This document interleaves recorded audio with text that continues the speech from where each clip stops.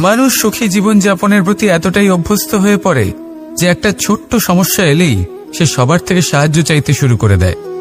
সে সাহায্য লাভও করে এবং সেই সংকট থেকে সে বেরিয়েও আসে। কিন্তু এই সাহায্য কিছু মুহূর্তের, আর কিছু মুহূর্তের হলো এই দুঃখ। এই দুই মুহূর্তের সাহায্যের জন্য আজীবন আপনি তার কাছে ঋণী হয়ে থাকেন। আর মানবিকতার খাতিরে আপনার মনে কৃতজ্ঞতা জেগে ওঠে, আর সেই কৃতজ্ঞতা বোধ হলো যে আপনি কখনো সেই ব্যক্তিকে ছাপিয়ে যেতেই পারবেন না। সেই জন্য জীবনে সবসময় চেষ্টা করবেন নিজেকে প্রস্তুত রাখতে সেই সব সমস্যার জন্য, সেই সব বাধার জন্য যেগুলো আপনার জীবনে আসতে পারে। ততক্ষণ সাহায্য চাইবেন না যতক্ষণ না অন্য কোনো পথ না থাকছে।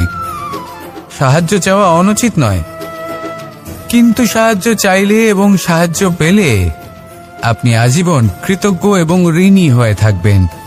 আর তারপর একদিন আপনি পরিবর্তন দেখতে পাবেন যে কিভাবে আপনি ছোট ছোট সমস্যার জন্য সাহায্য না চেয়ে বড় বড় সমস্যার সম্মুখীন হতে প্রস্তুত হয়ে গেছেন। এটাই হলো সংসারের নীতি। এটাই পালন করুন আর আমার সাথে ভালোবেসে বলুন, রাধা রাধা।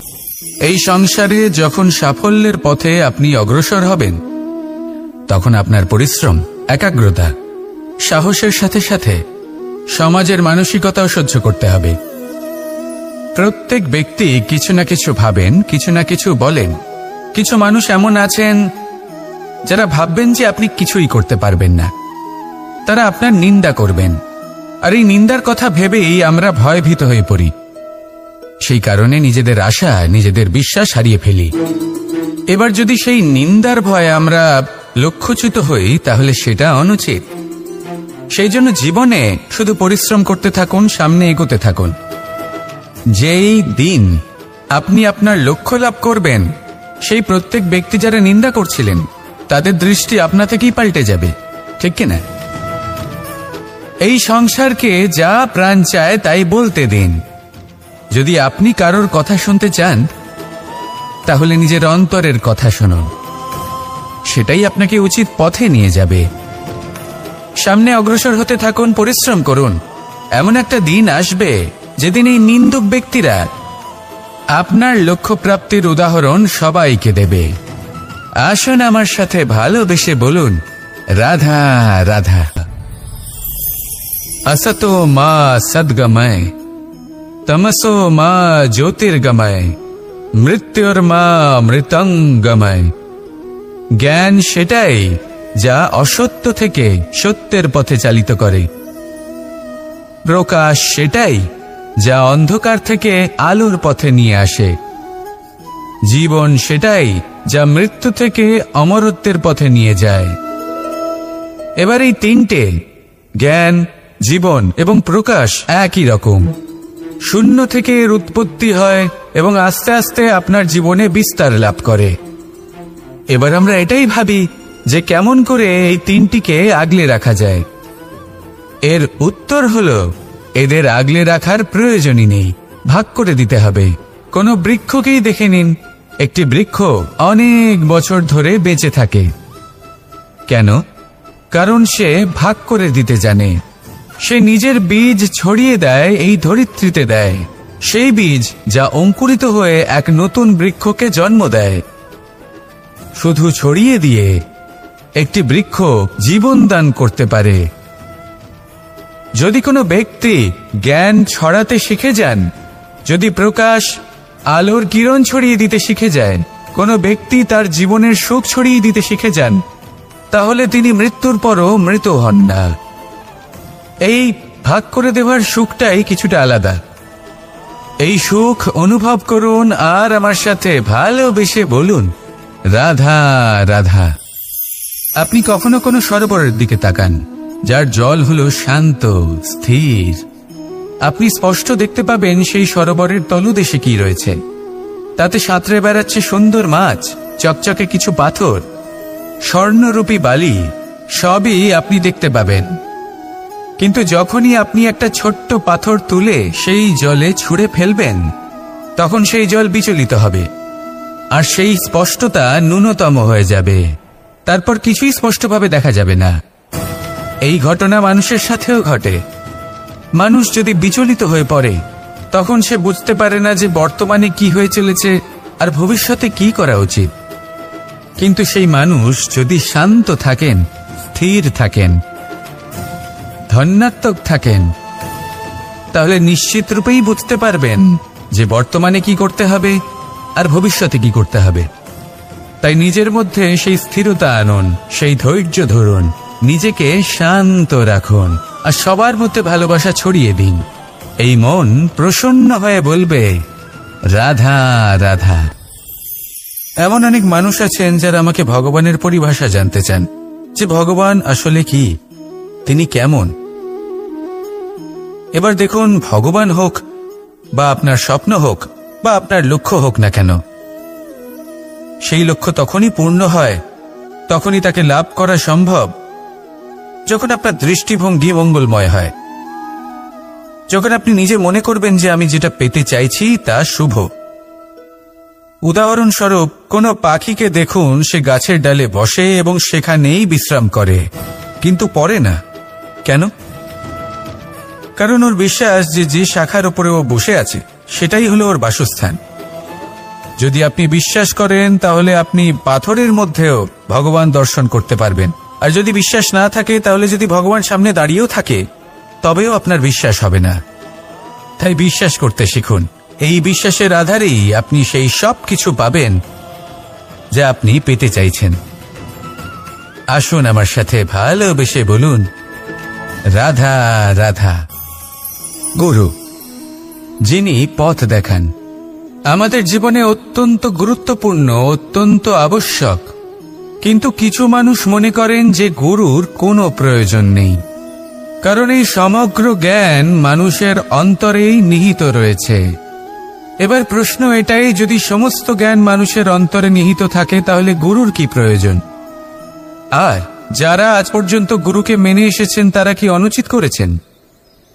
এর উত্তর আমি আপনাকে দেব একটা উদাহরণ দ্বারা। একটা কাঠ যা জ্বলনশীল, জ্বলনের ঊর্জা তার অন্তরে নিহিত রয়েছে, কিন্তু তার জ্বলনের জন্য বাইরে থেকে একটা অনুঘটকের প্রয়োজন হয়। এই অনুঘটকই হলেন আপনার গুরু। উত্তাপ যা একটা কাঠকে জ্বালাতে পারে, সেই উত্তাপ হলো গুরুর প্রচেষ্টা। যদি সেই গুরুই না থাকে, তার প্রচেষ্টাই না থাকে, তাহলে সেই সমস্ত জ্ঞান যা মানুষের অন্তরে নিহিত, তা ব্যর্থ হয়ে যাবে। যদি আপনার সাথে আপনার গুরু থাকেন, আপনার পথ প্রদর্শন করেন, আপনার অন্তরের জ্ঞানকে বাইরে নিয়ে আসতে পারেন, তাহলে তাকে সম্মান করুন আর আমার সাথে ভালোবেসে বলুন, রাধা রাধা। সম্পর্ক এ হলো এক বন্ধন যা আমাদের এক সূত্রে বেঁধে রাখে। কিন্তু এমন কিছু ব্যক্তি থাকেন যারা এই সম্পর্কের বিষয়ে নিজস্ব একটা ধারণা করে ফেলেন, যে সম্পর্ক এরকম হওয়া উচিত, সম্পর্ক সেরকম হওয়া উচিত। আমি এই সম্পর্কের জন্য কত কিছু করেছি এই ব্যাখ্যা করতে থাকেন, আর তার বদলে অনেক কিছু প্রত্যাশাও করেন। কিন্তু সত্য হলো এটাই যে সব সম্পর্ক একরকমের হয় না, কিন্তু প্রত্যেক সম্পর্কের একটা বিশেষত্ব থাকে। যেমন চোখ আর নাকের এই সম্পর্ককেই দেখুন। চোখের সব থেকে কাছে কে আছে? নাক আছে, কিন্তু এই চোখ দিয়ে এই নাককে আমরা দেখতেই পাই না। তবে কি ধরে নেব এই সম্পর্কের কোনো মূল্য নেই? এমনও নয়। ঠিক এইভাবেই যদি কোনো ব্যক্তি তার আবেগ আপনার কাছে ব্যক্ত করতে না পারেন, বা প্রকট করতে না পারেন, বা আপনাকে বোঝাতে না পারেন, তাহলে তার মানে এটা নয় যে তার সাথে আপনার সম্পর্কের তিক্ততা রয়েছে। এমনটা কখনোই নয়। শুধু চোখ আর নাকের এই সম্পর্কের মতোই হলো আমাদের জীবনে আমাদের আপনজনের সাথে সম্পর্ক। যদি কারোর ব্যবহার আপনার প্রতি অনুচিত হয়, বা যদি কেউ অনুপস্থিত থেকে থাকে, বা কেউ যদি আপনাকে বুঝতে না পারেন, তাহলে তার অর্থ এটা নয় যে আপনি সেই সম্পর্ক ভেঙে ফেলবেন। বুঝুন, আপনার জীবনে তার গুরুত্ব কোথায় আর তার জীবনে আপনার। সম্পর্ক গড়ে তুলুন, তাকে পালন করতে শিখুন, একসাথে মিলে চলুন। এই মন সুপ্রসন্ন হয়ে বলবে, রাধা রাধা। এই সমগ্র সংসারের সবথেকে গুরুত্বপূর্ণ ব্যক্তি কে? স্বয়ং আপনি। নিজের জন্য তো বটেই, তাই না? কারণ যখন আপনি জন্মগ্রহণ করেন, নিজের চোখ খোলেন, এই সংসারে আসেন, তখনই তো এই সংসারকে আপনি দেখতে পান, অনুভব করতে পারেন। এখানকার আবেগ, এখানকার মানুষজন তখন থেকেই অনুভব করেন। যদি আপনি না থাকেন, তাহলে এই সংসারের অস্তিত্ব আপনার কাছে শূন্যের সমান, তাই না? আপনি না থাকলে এই সংসারও আপনার কাছে নেই। এবার সবাই বলবেন যে এ তো সত্যি কথা, সেই অনুযায়ী তো আমার স্বার্থপর হওয়া উচিত, অহংকারী হওয়া উচিত, কারণ আমার কাছে আমিই তো সবকিছু। দৃষ্টিভঙ্গি পাল্টে দেখুন। আপনার কাছে সবথেকে বেশি গুরুত্বপূর্ণ ব্যক্তি কে? আপনি নিজেই। সেই মানুষটি কেমন হওয়া উচিত একটু ভেবে দেখুন। সবসময় সকলকে সাহায্য করুন, একসাথে মিলে পরিশ্রম করুন, সাহায্য করুন অন্যদেরকে। এটা অতি আবশ্যক। এবং তার থেকেও বেশি গুরুত্বপূর্ণ হলো এটাই যে আপনার মনে যেন কখনো এই বিষয়ে ভয় না থাকে যে আমি আমার প্রিয়জনদের, আমার কাছের মানুষগুলিকে হারিয়ে ফেলব। এই ভয় কখনোই মনের মধ্যে থাকা উচিত নয়। যদি ভয় থাকে তাহলে থাকুক এই বিষয়ে যে সকল মানুষ আমার জীবন থেকে, আমার থেকে দূরে চলে যাচ্ছেন, তাদের বাধা দিতে দিতে আমি যেন নিজেকেই না হারিয়ে ফেলি, নিজের অস্তিত্বকেই না হারিয়ে ফেলি, নিজের ব্যক্তিত্বকে, নিজের বিচারধারাকে, নিজের করুণার শক্তি না হারাই। তাহলে এই ভয় ত্যাগ করুন আর আমার সাথে ভালোবেসে বলুন, রাধা রাধা। এই ফল কি তা বলার কোনো প্রয়োজন নেই। এই ফল কতটা সুস্বাদু সেটাও বলার কোনো প্রয়োজন নেই। ধরুন এমন কোনো মানুষ আসলেন যিনি জানেন না এটা কোন ফল। তিনি এটা দেখে ভাববেন এ তো কাঁটার একটা গুচ্ছ মনে হচ্ছে, নিয়ে ফেলে দেবেন। সেখানে দ্বিতীয় কোনো ব্যক্তি যিনি বুঝদার, তিনি দেখবেন, ভাববেন যে প্রকৃতি এর গায়ে এত কাঁটা কেন দিয়েছে? অবশ্যই সুরক্ষার জন্য দিয়েছে, অর্থাৎ ভিতরে অবশ্যই অমূল্য কিছু রয়েছে। সেই ধরনের ব্যক্তি এই ফলের অন্তরে প্রবেশ করেন এবং এই ফলের আনন্দ উপভোগ করেন। এরকমই কিছুটা আমাদের সংসারেও আমরা দেখতে পাই। প্রত্যেকদিন আমরা নতুন নতুন মানুষের সাথে পরিচিত হই। এমন কিছু ব্যক্তি থাকেন যাদের সাথে প্রথম আলাপের পর আমাদের এটা মনে হয় যে এই ব্যক্তিকে দেখে একটু রাগী ব্যক্তি মনে হচ্ছে, বড়ই অহংকারী বোধ হচ্ছে, উদ্ধত মনে হচ্ছে। বেশিরভাগ মানুষ প্রথম আলাপের পরে তাদের সাথে দূরত্ব বজায় রাখবেন। কিন্তু যিনি বুঝদার ব্যক্তি, তিনি ভাববেন যে এই ব্যক্তি এমন কেন করছেন। হয়তো সুরক্ষার খাতিরে এই ব্যক্তি নিজেকে এরকম করে তুলেছেন যাতে অন্য কোনো ব্যক্তি এসে ওনার সময় নষ্ট না করেন, ওনার আবেগের সাথে ছলনা না করেন, খেলা না করেন। হয়তো অতীতে এমন কোনো ঘটনা ঘটেছে যার জন্য এই ব্যক্তি কিছুটা এরকম হয়ে গেছেন। এমনই একজন ব্যক্তি সেই ব্যক্তির মনের গভীর পর্যন্ত পৌঁছতে পারেন আর সেখান থেকে শুভ গুণগুলিকে বাইরে বের করে আনতে পারেন। এরকমই ব্যক্তি হয়ে উঠুন, এমন বুঝদার ব্যক্তি হয়ে উঠুন যিনি সামনের ব্যক্তির খারাপ গুণগুলিকে অবহেলা করে হৃদয়ের অন্তঃস্থল থেকে শুভ গুণগুলিকে প্রকাশিত করে এবং সেই ব্যক্তিকে দেখাতে পারে। এমন ব্যক্তি হয়ে উঠুন যিনি নিজের জীবনকেও সফল করে তোলেন এবং অন্যের জীবনকেও। আসুন আমার সাথে ভালোবেসে বলুন, রাধা রাধা। আমি জীবনে অনেক ভালো মানুষের সংস্পর্শে এসেছি। এমন ব্যক্তি যিনি আজীবন জ্ঞান লাভ করে থাকেন, পড়তেই থাকেন, পড়তেই থাকেন, জ্ঞান অর্জন করতেই থাকেন, অত্যাধিক জ্ঞান অর্জন করতে থাকেন। কিন্তু এইটুকুই কি যথেষ্ট? ধরে নিন কোনো ব্যক্তি শিল্পকলার বিষয়ে অনেক বই পড়ে ফেলেছেন, কিন্তু কখনো শিল্পকর্মই করেননি। তাহলে সেই জ্ঞানের কি লাভ? কোনো লাভ নেই। এবার এটাই আমাদের জীবনে শেখা প্রয়োজন। আমরা জ্ঞান অর্জন করি কিন্তু তা যাপন করি না, তা কর্মজীবনে প্রয়োগ করি না। তাহলে এতে কি লাভ হবে? জ্ঞান আছেই সেই জন্য যাতে আমরা জীবনকে আরো শ্রেষ্ঠ করে তোলার জন্য তাকে প্রয়োগ করি। এই জ্ঞান এবং কর্মের একসাথে পথ চলাটাই আবশ্যক। তবেই এই জ্ঞান অভিজ্ঞতায় পরিণত হবে। আর অভিজ্ঞতা দ্বারা যে জ্ঞান লাভ হয় সেটাই সবথেকে বেশি গুরুত্বপূর্ণ, সেটাই হলো সবথেকে বেশি লাভদায়ক। সেই জন্য শুধু জ্ঞান অর্জন করবেন না, তাকে প্রয়োগ করুন, তাকে কর্মজীবনে প্রয়োগ করুন, জীবনকে আরো শ্রেষ্ঠ করে তুলুন।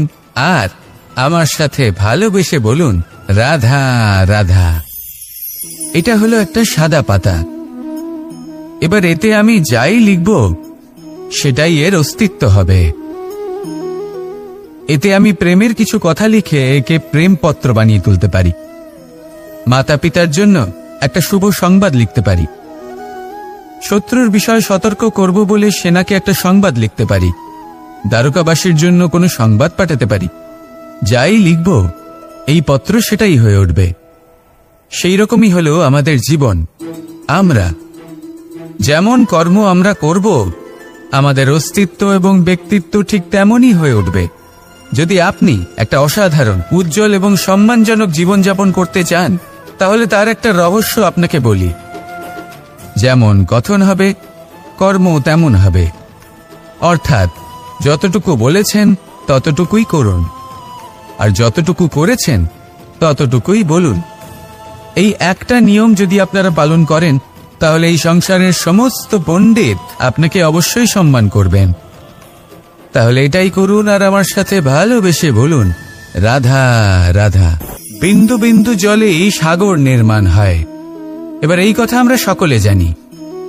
আপনি কি এই কথাটা জানেন যে ছোট ছোট সুখের দ্বারাই বড় সুখ লাভ করা যায়? একজন বাবাকে দেখুন, সন্তানের জন্ম থেকে তার যুবক হওয়া পর্যন্ত তার সাথে ছোট ছোট সুখ যাপন করেন। এই ছোট ছোট সুখগুলি তাদের প্রেমের সম্পর্কে গভীরতা নিয়ে আসে, এবং প্রেমের এই গভীরতা তাদের জীবনে বড় সুখ নিয়ে আসে। এটা ঠিক সেই রকম যেরকম বিশাল এক সমুদ্রে, গভীর এক সমুদ্রে অমূল্য রত্ন খুঁজে পাওয়া যায়। এটাও ঠিক সেই রকমই। সেই জন্য জীবনে বড় বড় সুখের খোঁজ করতে গিয়ে সময় নষ্ট করবেন না। এই যে ছোট ছোট সুখ আছে, এগুলোকে যাপন করা শুরু করুন, এগুলোর আনন্দ লাভ করুন, এগুলো নিয়ে উৎসব পালন করুন। প্রেমের গভীরতা বুঝুন আর এই গভীর প্রেমে মন নিমজ্জিত করুন। তারপরে দেখুন এই মন আর এই জীবন সুপ্রসন্ন হয়ে বলবে, রাধা রাধা। মানুষের জন্ম কখনো তার ভবিষ্যৎ নির্ধারণ করতে পারে না। হ্যাঁ, ওর জীবনযাত্রা অবশ্যই সুখময় হতে পারে। নির্ভর করে যে ও কোন পরিবারে জন্ম নিচ্ছে, তার পরিবার পরিজন কে হন, তার মাতা পিতা কে হন, তাকে কেমন শিক্ষা দেওয়া হয়েছে, কেমন ভাবে পালন করা হচ্ছে। সে কিন্তু কুপাত্রও হতে পারে, আবার সুপাত্রও হতে পারে। কিন্তু সে চলে যাওয়ার পর এই সংসার তাকে মনে রাখবে নাকি না? আর যদি মনেও রাখে, তাহলে কিভাবে মনে রাখবে সেটা নির্ভর করছে তার কর্ম এবং তার নির্বাচনের উপর। ঠিক যেমন বর্ষার এই জলের ফোঁটা যখন মেঘ থেকে ঝরে পড়ে, তখন তার এই নির্বাচন হলো গুরুত্বপূর্ণ, কারণ তার নির্বাচন তার উপর নির্ভর করছে তার ভবিষ্যৎ কেমন হবে।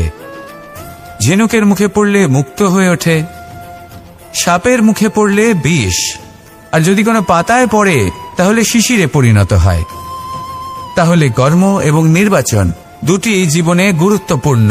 এদের বিষয়ে বিশেষ যত্ন নেবেন এবং আমার সাথে ভালোবেসে বলবেন, রাধা রাধা। আমাদের সকলের কাছে বৃক্ষ অত্যন্ত প্রিয়। আমরা সর্বদাই চাই এই বৃক্ষ যেন সবুজ থাকে, ফুলে ফলে ভরে থাকে, আমাদের ছায়া প্রদান করে, তা যেন সুস্থ থাকে, আমাদের ফল প্রদান করে। আর সেই জন্য আমরা প্রতিদিন সেই বৃক্ষকে জল প্রদান করি। কিন্তু কখনো ভেবে দেখেছেন যে জল তো আমরা বৃক্ষের গোড়ায় দিই, তারপরেও এই জল সেই বৃক্ষের প্রত্যেকটি পাতায় ঠিক পৌঁছে যায়? এটা কিভাবে সম্ভব? কিছুটা এরকমই হলো আমাদের কর্ম। যদি এই পৃথিবীতে থেকে শুদ্ধ মনে সৎকর্ম করেন, এই কর্ম সোজা ঈশ্বরের কাছে গিয়ে পৌঁছয়। যদি শ্রদ্ধা ভাব নিয়ে সমর্পিত হয়ে শুদ্ধ চিত্তে আপনি কাউকে সেবা করেন, তা সে মাতা পিতাই হোক, পরিবার হোক, গুরু হোক, পশুপক্ষী হোক বা সমাজ হোক, তাহলে সেটা সোজা ঈশ্বরের চরণে সমর্পিত হয়। সব সময় সবসময় শুদ্ধ চিত্তে সমর্পিত হয়ে এবং মনে শ্রদ্ধা ভাব নিয়ে কর্ম করুন। ঈশ্বর নিজে থেকেই এর ফল আপনাকে প্রদান করবেন। আসুন আমার সাথে ভালোবেসে বলুন, রাধা রাধা। ইচ্ছে এবং চেষ্টা এই দুই মানুষের মধ্যে আছে, কিন্তু এই দুইয়ের মধ্যে সামঞ্জস্য থাকা খুব প্রয়োজন। আপনার যা ইচ্ছে সেটা পূর্ণ করার জন্য চেষ্টার প্রয়োজন তো অবশ্যই। আপনি যে স্বপ্ন দেখেন সেটা পূর্ণ করার জন্য নিদ্রা ত্যাগ করে চেষ্টা করা অত্যন্ত প্রয়োজনীয়, নয়তো এই স্বপ্ন কখনোই পূর্ণ হবে না। যদি আপনি কোনো প্রশ্নের উত্তর চান তাহলেও আপনাকে চেষ্টা করতেই হবে। জীবনে যদি সামনে এগোতে হয় তাহলে পাকে কষ্ট দিয়ে সামনে এগোতে হবে, চেষ্টা অবশ্যই করতে হবে। যদি আপনি চেষ্টা না করেন, পরিশ্রম না করেন, তাহলে এই সংসার আপনাকে পেছনে ফেলে সামনে এগিয়ে যাবে। নিজের ইচ্ছেগুলিকে মন থেকে বাস্তবে আনুন আর চেষ্টার দ্বারা তাকে সার্থক করুন। এই মন প্রসন্ন হয়ে বলবে, রাধা রাধা। এই সংসারের অন্তের এর বিনাশের প্রারম্ভ কিভাবে হয়? কোন যোগের মাধ্যমে, কোন ভয়ানক অসুরের আগমনে, নাকি প্রকৃতির রাগের কারণে? না, এই সংসারের বিনাশের প্রারম্ভ হয় আমি থেকে। এই আমি, এই তুমি, এটা আমি করেছি, ওটা তুমি করেছো, এটা আমার, ওটা তোমার, আদি ইত্যাদি। এই ভাব যখন মনে বাসা বেঁধে নেয়, সর্বপ্রথম ঘর ভাগ হয়, তারপর বসতি, তারপর প্রাণ, আর তারপর দেশ, আর সবার শেষে সমস্ত সংসার ভাগ হয়ে যায়। আর এই ভাগ হয়ে যাওয়া শেষে মনোমালিন্যে পরিণত হয়। এখন এমত অবস্থায় কি করা যেতে পারে? কিভাবে বাঁচা যায় এই পরিস্থিতির থেকে? কিভাবে দূরে থাকা যায় এই বিনাশের থেকে? উত্তর সেই একটাই, করুণা। একে অপরের দরকারগুলি বুঝুন, একে অপরের সমস্যাগুলি বুঝুন, একে অপরের দুঃখের সাথী হয়ে দাঁড়ান, একে অপরের সুখের ভাগীদার হন। আর শেষে যখন এই আমি আমরাতে পরিণত হবে, তখন এই বিনাশ নিজে থেকেই দূরে চলে যাবে। তাহলে আমরাতে বিশ্বাস করতে শিখুন আর আমার সাথে ভালোবেসে বলুন, রাধা রাধা। এই মুদ্রা, এবারে ভাবুন, এটাই আমাদের জীবন। জীবনের সুখ আর দুঃখ এই মুদ্রার, এই জীবনের দুটি দিক। কিন্তু যখনই আমরা ঈশ্বরের কাছে প্রার্থনা করি তখনই আমরা সুখ চাই, আর সেই সুখ আসেও। আর যখনই সেই সুখ আসে তখন ব্যক্তি সর্বপ্রথম তাকে ভুলে যায় যে দুঃখের সময় ওনার সাথে ছিলেন। আর এমত অবস্থায় উনি সাহায্য করেন না, উনি করেন উপকার। আর এই উপকারের বদলে মানুষের থেকে উনি নিজের জন্য শ্রদ্ধা চান। আর সেই শ্রদ্ধা, সেই চাহিদার কারণে উনি নিজেকে অন্যদের থেকে শ্রেষ্ঠ, অন্যদের থেকে ভিন্ন মনে করতে বিবশ হয়ে যান। আর আলাদা হবার কারণে তার মধ্যে জেগে ওঠে অহংকার, আর সেটাই হয় তার পতনের কারণ।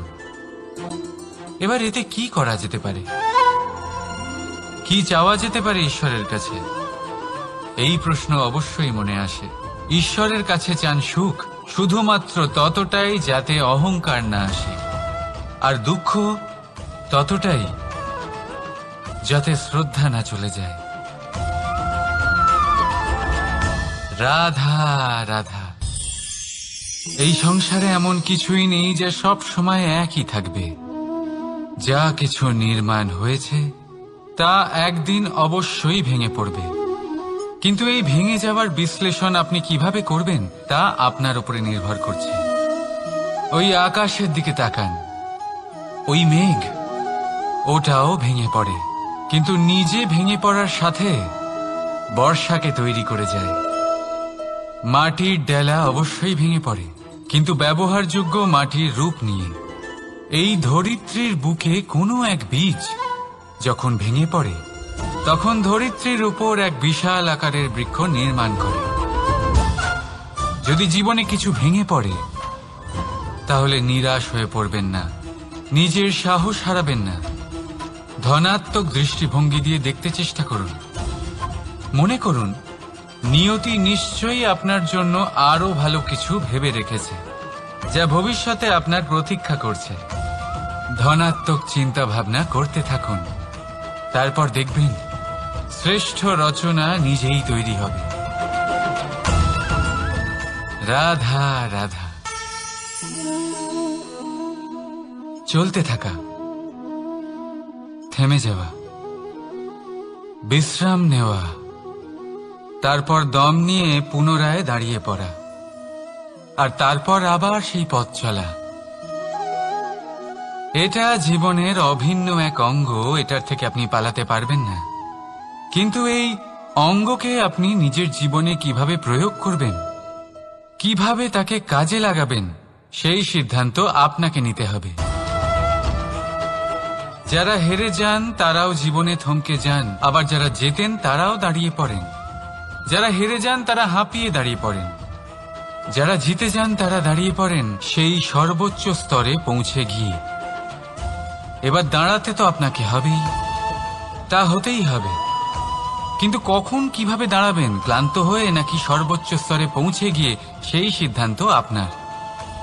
অবশ্যই দাঁড়িয়ে পড়ুন, কিন্তু ক্লান্ত হয়ে নয়, কারণ আপনাকে পুনরায় দাঁড়িয়ে পড়তে হবে, পুনরায় যাত্রাপথে এগোতে হবে এবং সর্বোচ্চ স্তরে পৌঁছতেই হবে। রাধা রাধা। স্বপ্ন, আমরা জীবনে স্বপ্ন দেখতে থাকি, সেটা পূরণ করার পূর্ণ প্রয়াস করে থাকি।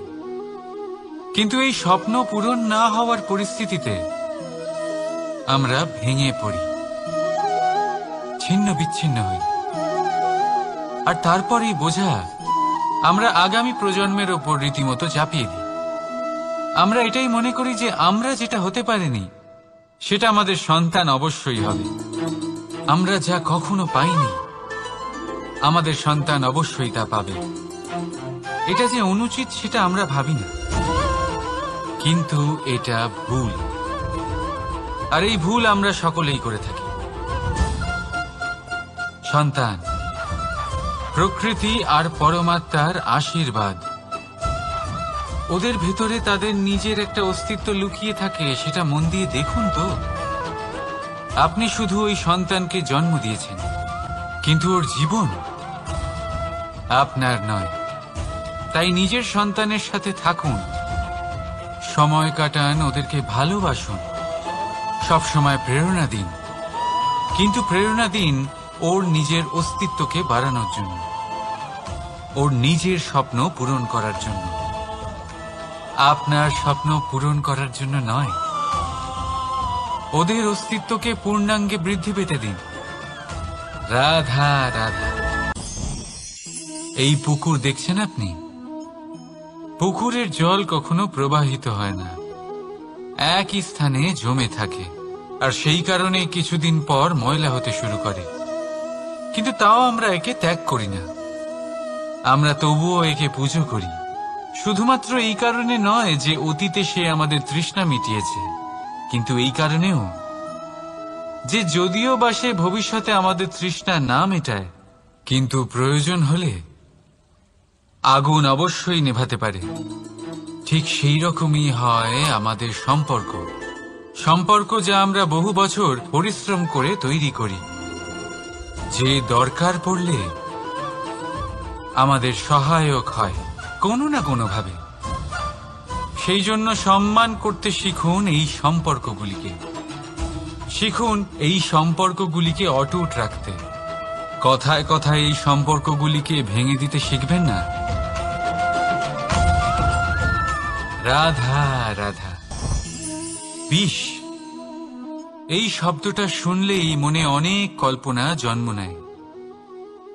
কল্পনা অসহ্যকর তিক্ততা, কল্পনা অত্যন্ত বেদনাদায়ক মৃত্যু। এবার যদি আপনাকে জিজ্ঞেস করা হয় যে সবচেয়ে বিষাক্ত বিষ কোনটা, তাহলে আপনি কি বলবেন? কেউ বলবে সর্পের বিষ, কেউ বলবে কাঁকড়া বিছের, কেউ বলবে কালকিউটের বিষ। কিন্তু না, এই সমস্ত রকম বিষ সেই বিষের সামনে টিকতে পারবে না যাকে আমরা বলে থাকি কানের মধ্যে ঢালা বিষ। শুনতে অত্যন্ত মিষ্টি, কিন্তু তিক্ততায় অত্যন্ত বিষাক্ত। পেটের মধ্যে যাওয়া এই বিষ শুধুমাত্র একটি মানুষের মৃত্যুর কারণ হয়, কেবল একটি। কিন্তু কানের মধ্যে ঢালা এই বিষ একাধিক সম্পর্কের নাশ করতে পারে।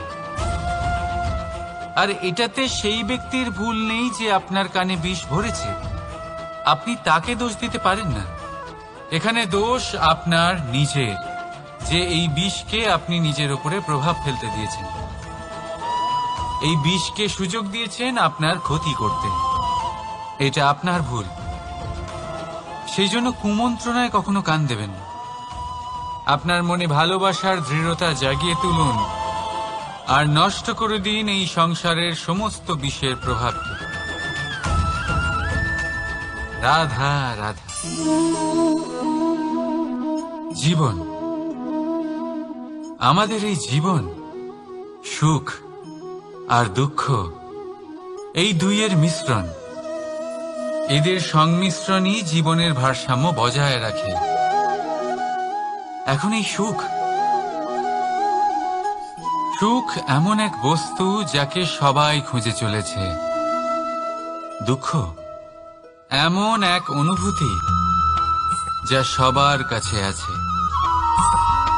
আমাদের প্রত্যেকের জীবনে সুখ আর দুঃখ আসতে থাকবে আর যেতেও থাকবে। এটা অবশ্যই জীবনে থাকবে। কিন্তু সফলতা, এটা সবার জীবনে আসে না। কেন? কারণ এই সফলতা সুখ আর দুঃখের দ্বারা প্রাপ্ত হয় না।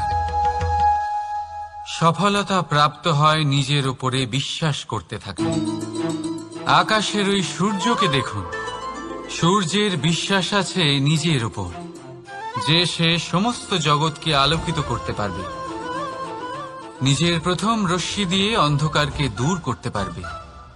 সূর্য এই বিশ্বাস নিয়েই আসে, আর কিছুক্ষণের মধ্যেই সমস্ত সংসার থেকে অন্ধকারকে বিনাশ করে ফেলে সে। তাহলে মনে রাখবেন, এই সুখের আভাস, এই দুঃখের অনুভূতি আসতেও থাকবে আর যেতেও থাকবে। শুধু নিজের উপরে বিশ্বাস রাখুন, তারপর দেখবেন এই সফলতা আপনার দাস হয়ে থাকবে।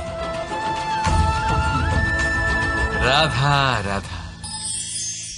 চাঁদ কত শ্রেয়, শুভ্র, কত সুন্দর। কিন্তু যদি আপনি মনোযোগ সহকারে দেখেন তাহলে দেখবেন এই চাঁদেও দাগ আছে। আর এই দাগগুলি থাকার কারণে কি এই চাঁদের মাহাত্ম্য কখনো কমে যায়? কখনো নয়। এর কারণ হলো চাঁদের নিরন্তর চেষ্টা। একবার এই আকাশে দেখুন, এই অন্ধকার সবসময় চেষ্টা করে চাঁদকে ঢেকে দেওয়া, কিন্তু এই চাঁদ সবসময় এই অন্ধকারের সাথে লড়াই করতে থাকে। অমাবস্যা থেকে শুরু করে চাঁদের এই যাত্রা পূর্ণিমা অবধি পৌঁছেই যায়। আর তাই এই চাঁদের পুজো করা হয়, এই কারণে এই চাঁদকে মাহাত্ম্য দেওয়া হয়। এইভাবেই যদি আপনার মধ্যে কোনো দোষ থাকে, কোনো খারাপ কিছু থাকে, তাহলে সেটা কোনো বড় ব্যাপার নয়। চেষ্টা করুন সেটাকে শুধরে নেওয়ার। কিন্তু সেই কারণে নিজেকে খারাপ মনে করা, এটা অনুচিত। নিজের ভুলগুলো, নিজের দোষগুলো, নিজের খারাপ দিকের কথা ভুলে আপনি এই সংসারের ভালোর দিকে প্রস্থান করেই দেখুন না। আপনি দেখবেন আপনার অন্তরের তেজ ঠিকরে বেরোচ্ছে। রাধা রাধা। এই পিঁপড়েদের দেখছেন আপনি? সবাই একই রকমের। এদের মধ্যে তফাৎ খুঁজে বার করা অসম্ভব। মনে হয় যেন ওদের আলাদা আলাদা অস্তিত্বই নেই। কিন্তু যদি আপনি মন দিয়ে দেখেন তাহলে দেখবেন প্রতিটা পিঁপড়ের আলাদা কাজ নির্ধারিত, তাদের আলাদা অস্তিত্ব আছে। কেউ বাড়ি বানানোর জন্য মাটি সংগ্রহ করতে পটু, কেউ ঢিপি বানাতে পটু, কেউ খাবার খোঁজায় পটু, আবার কেউ সেই খাবার আনায় পটু। ঠিক সেরকমই হয় মানুষেরা। মনে হতেই পারে সবাই একই রকম, কিন্তু প্রতিটা মানুষের ব্যক্তিত্ব, প্রতিটা মানুষের অস্তিত্ব ভিন্ন হয়। আর সত্যি কথা বলতে কি, প্রতিটা মানুষের ভিন্নতাই আমাদের প্রগতির দিকে নিয়ে যায়। ভাবুন, যদি আপনাকে কারোর সাথে হাত মিলিয়ে চলতে হয়, তাহলে আপনাকে আপনার সোজা হাত তার উল্টো হাতে ধরে এগোতে হবে। এটাই সৃষ্টিকর্তার সৃষ্টির নিয়ম। ভিন্নতা, এই ভিন্নতাকে আশীর্বাদ ভেবে চলুন, এতে কোনো খারাপ নেই। রাধা রাধা। দাদা আমাকে বহুবার জিজ্ঞেস করেন যে কানাই, তুমি রাধার সাথে এই সংসারকে প্রেম শেখাতে এসেছো, তাহলে কেন তুমি রাধাকে এত বিরক্ত করো? কেন ও তোমাকে বিরক্ত করে? কেন এই ঝগড়াঝাটি হয়? কেন এই টানাপোড়েন চলে? এবার এটার উত্তর আমি কিছুটা এইভাবে দিতে চাই। পিঁপড়ে সেই বাড়িতেই প্রবেশ করে যেখানে মধু উপস্থিত আছে। যদি আপনার বাড়িতে মধু থাকে, কোনো মিষ্টি জিনিস থাকে, মিষ্টত্ব থাকে, তাহলে পিঁপড়ে সেখানে অবশ্যই প্রবেশ করবে। ঠিক এইরকমই হয় আমাদের সম্পর্ক। এর মধ্যে ছোটখাটো ঝগড়াঝাটি, টানাপোড়েন, রাগ করা, মন ভাঙানো, এই সব তো চলতেই থাকে। বিশেষ করে সেই সম্পর্কগুলিতে যেখানে মিষ্টত্ব আছে। মনে রাখবেন, যেই সম্পর্কে কোনো খুনসুটি নেই, রাগ করা, মান ভাঙানো নেই, কোনো ছোটখাটো ঝগড়াঝাটি নেই, সেই সম্পর্ক শুধুমাত্র মস্তিষ্ক দিয়ে পালন করা হচ্ছে, মন থেকে নয়। তাই মন থেকে ভালোবাসতে শিখুন। আর এই ছোটখাটো ঝগড়াঝাটির, এই অম্ল মধুর খুনসুটির আনন্দ উপভোগ করুন, কারণ এতেও ভালোবাসা আছে। রাধা রাধা। এই পুস্তক বড়ই কাজের জিনিস। কাহিনী হোক, কবিতা হোক, স্মৃতি হোক, এতে যাই লিখে দেবেন তা ভবিষ্যতের পুঁজি হয়ে যাবে।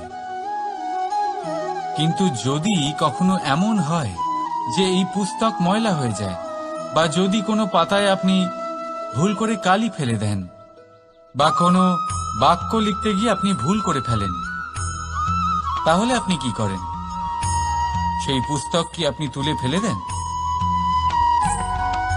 না, তাই তো। শুধু একটা পাতা ছিঁড়ে ফেলেন, যাতে সেই পুস্তক সঠিক থাকে, সুন্দর হয়ে ওঠে। এই পুস্তকের মতোই হয় আমাদের সম্পর্ক। তার সেই এক পাতা, একটা ভুল। তাই যে কোনো সম্পর্কে যদি কারোর কোনো ভুল হয়ে গিয়ে থাকে, তাহলে সেই ভুলকে সম্পর্ক থেকে দূরে করা সঠিক হবে। সেই ভুলকে ভুলে যাওয়াই সঠিক হবে। সেই সম্পর্ক ভাঙা নয়, সেই সম্পর্ক সামলে রাখুন। কারণ ভুল তো সবার দ্বারা হয়। যদি এরকম করেন, তবেই জীবনরূপী পুস্তক আরো সুন্দর হয়ে উঠবে। একে অপরকে ক্ষমা করতে শিখুন, একে অপরের ভুলকে ভুলে যেতে শিখুন। তারপর দেখবেন এই জীবনে আরো আনন্দ আসবে, আর এই সম্পর্ক নিঃশ্বাস নিতে থাকবে। রাধা রাধা।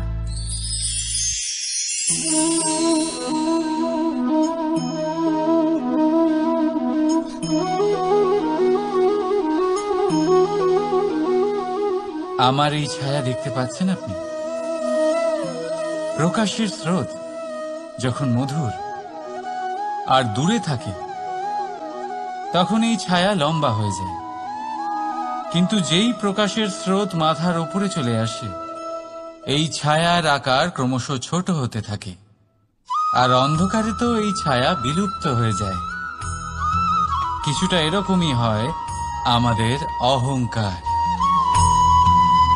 সুখের আগমন হলে বৈভবের উপলব্ধিতে